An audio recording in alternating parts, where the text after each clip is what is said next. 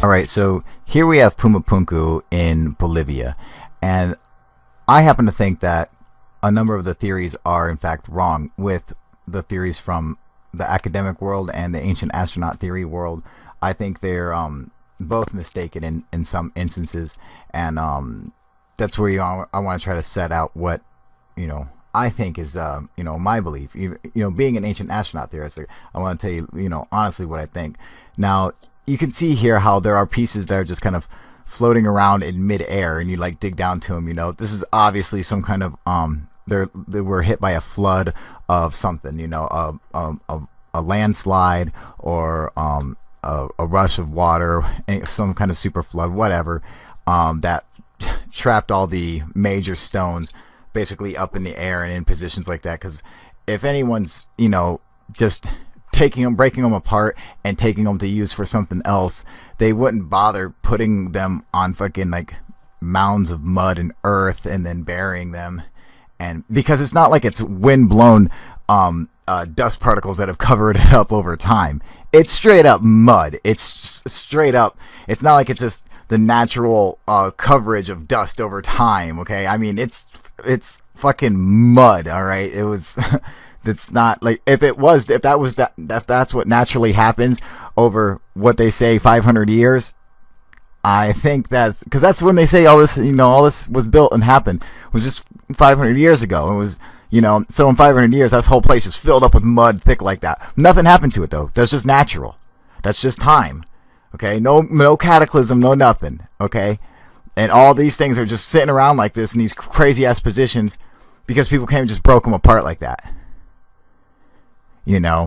Okay, but people don't really know this, but Puma Punku is on top of a pyramid, and this is it, and this is now look at these older stones, these larger ones on the side. They're filled in with the younger stones, but this is the pyramid. This is what's what's underneath of it. People don't know this stuff, but yeah, that's the case, and or it's not underneath Puma Punku, okay? It's under Tiwanaku, and it's the Kalesia is it's basically the whole area of where Puma Punku is. The whole place is literally covered in like these pyramids and shit underground from Puma Punku all the way to Tiwanaku, and they can see buildings and all kinds of shit underground right now. It's fucking crazy. So there's so much more to Puma Punku than we ever thought, and it's far older than what academics say or think it is, because they thought that they had reached the bottom when digging under the pyramid, but they realized by their seismographs that in fact not the fucking case, and they would have to go much deeper to find out the true age of it. So that's the facts now. Now, one thing like I have to point out with my theory on this stuff. Now, you see these blocks here. These blocks are the most famous at Puma Punku. Okay, they are the ones that they say, oh yeah, these are definitely machined blocks. This is alien technology, and because no one can answer what the hell these are even for, what it does, and shit like that. I'm going to postulate a theory here. Now, all the blocks that have these perfect edges, these totally straight, flat, perfect, smooth edges, are all andesite. Even though they had andesite and sandstone available, the only square ones are andesite. So my belief is that it's a process of splitting the rock on a very tiny scale, like something we're not used to seeing, because we only do it to large boulders like these ones right here with a giant line and giant drill holes running along the line. Then they would stick in wedges, fill it with water, and let them swell up, and they would split the rock. So, but that's how you do it on a giant scale. It doesn't work on a little scale, and I'm saying they figured out a way to in fact make it work with andesite. And I think I have a theory on how this might have worked. Okay, so if you were to take pieces of hot molten steel, like a piece of molten copper, you get it red hot, and then they would hammer it into these pre-drilled holes, and then do it all in succession, and it would heat the andesite from the inside out, and then they would throw water on it, and cause it to fracture, to break it apart, basically, not totally like pop it off, but open up the fracture along the lines already that they already have cut in, and then they could just hit it or tap it, and it would crack off straight and crack off on a whole piece. And it looks like you can see evidence for this in the fact that there's no chisel marks on anything. So that's one that they're like, why is there no tool marks on it? And I think that helps answer that's exactly why. Where the holes are lined up right next to where the line is, should pop it and break it off so you don't see anything. You don't see any tool marks, okay? Because when we do it with big ones, we see the marks from the stakes. But I think on the little level, if you do it like that, you won't see them. And these ones even have like the holes drilled up along the side, so it comes straight down, and also they drill in through the side.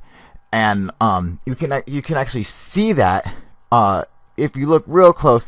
I'll put some annotations over it or whatever, so you can see exactly where it is. But I think that's how they would do it. So they would drill from a couple different, from the top and from the side, and put instead of putting pieces of wood, because that wouldn't have enough power to do it. I think they would do like hot steel and cause the inside of it to heat up, and then hit it with water and let it, so they could fracture it easier. And so if you look at where those green dots were on the side, like on the side wall of it too, you could see how they would come in, and when it would break off, there would be no marks of it. You wouldn't see the holes, you wouldn't see the damage from it, because that top line where it's carved should break off and split just perfectly. And so I think that's what they're doing. So I don't think either side really has it right. I mean, I bet you'd fucking work. I'm just fucking saying.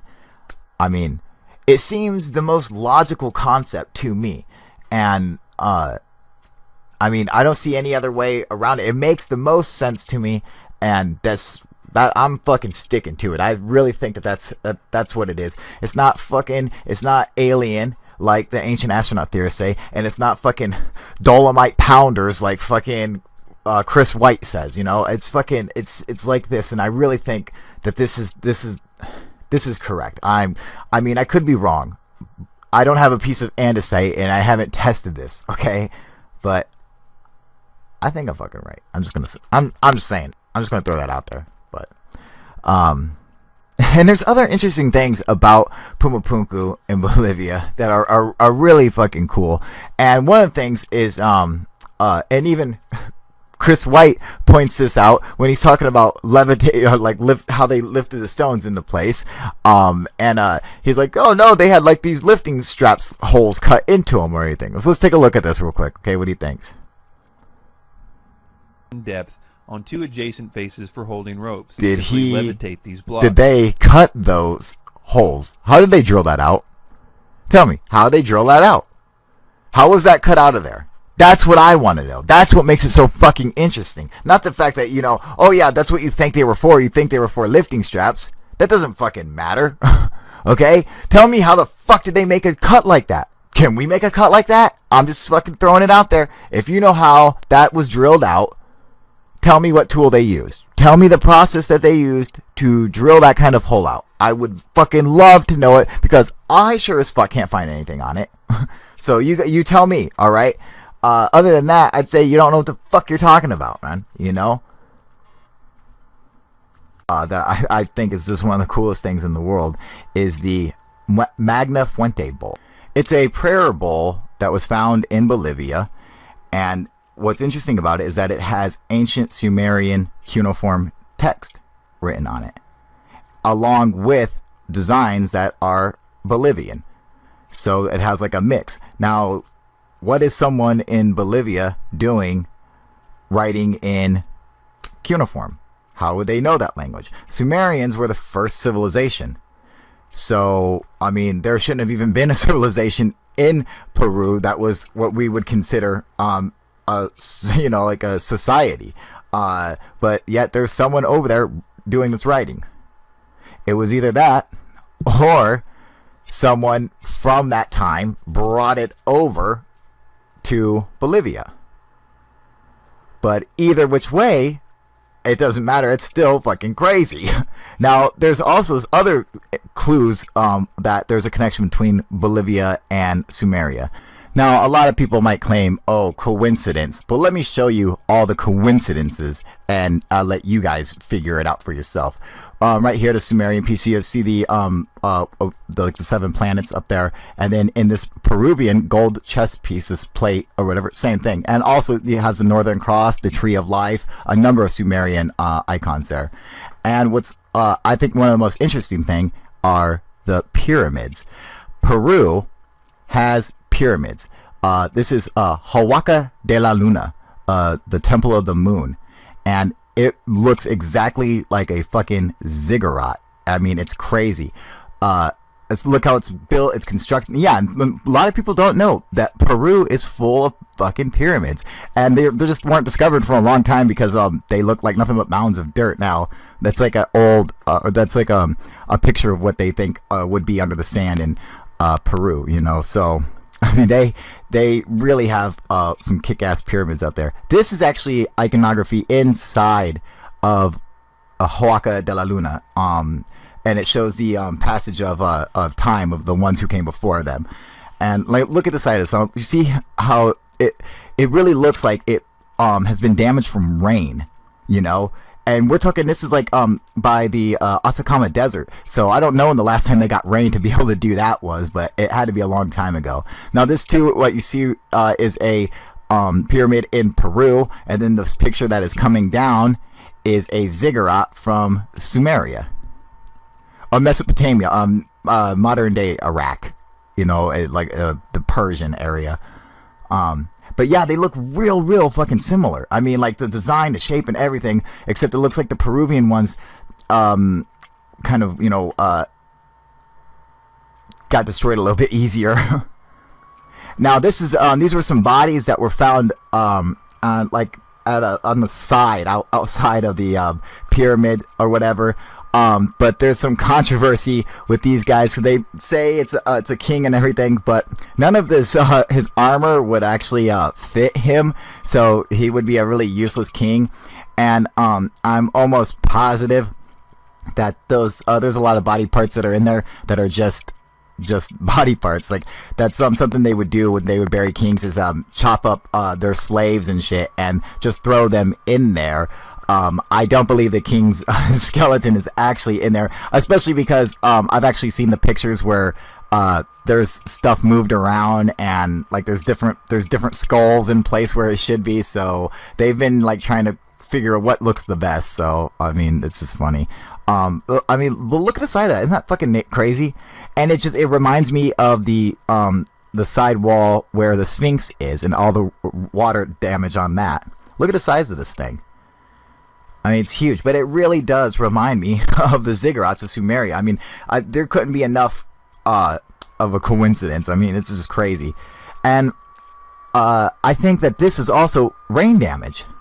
You know, so it's like, how long ago did this happen? This is also in Peru. I mean, is that crazy or what?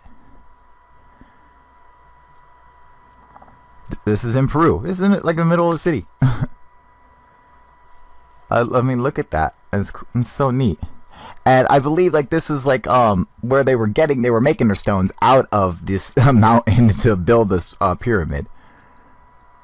I love that. It looks like the trenches of rain were just running down that thing. Now, no, it's not an ancient jump rope. It's actually pretty cool. It's a telephone. Yeah, a fucking telephone. And they could have it.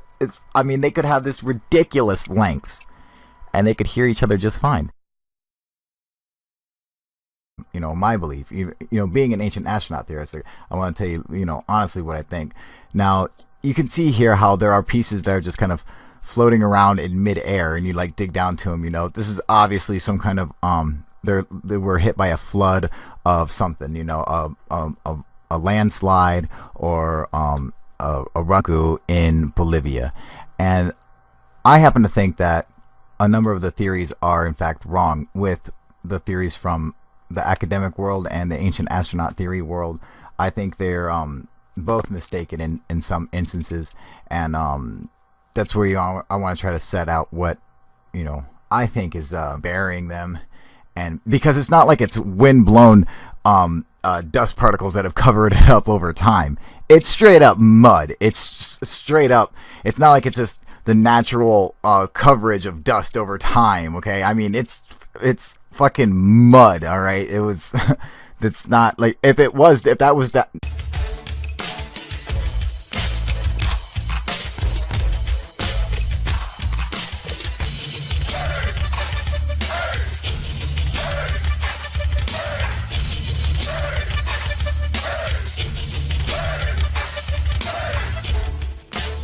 Alright, so here we have Puma Punku of water, some kind of super flood, whatever, that trapped all the major stones basically up in the air and in positions like that. Because if anyone's, just taking them, breaking them apart and taking them to use for something else, they wouldn't bother putting them on fucking like mounds of mud and earth and then